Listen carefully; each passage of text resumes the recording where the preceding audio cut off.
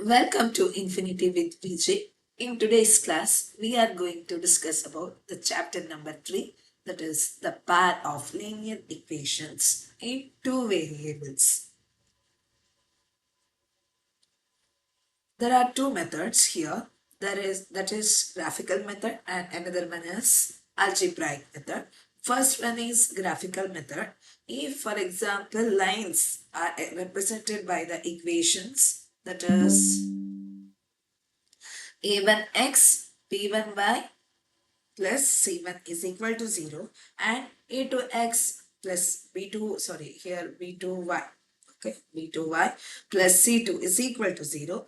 Then if, for example, a1 divided by a2 which is not equal to b1 by divided by b2, then the lines are intersecting. If a1 divided by a2 is equal to b1 divided by b2 which is equal to c1 divided by c2, then the lines are coincident.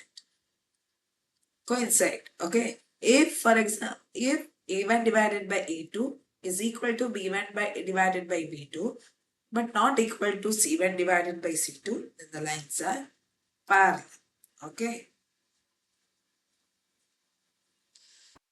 So if pair of equations, given equations a1x plus b1y plus c1 is equal to 0 and a2x plus b2y plus c2 is equal to 0, this given equation, a pair of equation, they are consistent, then they have unique solution. Okay. If you get unique solution for a given pair of equations which are consistent, then lines intersect at a point. For example, if you got a graph, if you get the graph,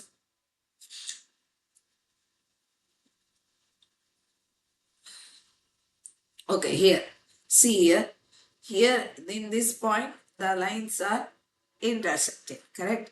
So this point, correct? So the given equation will be have unique solution. Okay. If pair of equations are dependent and if lines are coincide means layover. Okay. So if one line and one line is like this and another one above itself. Okay.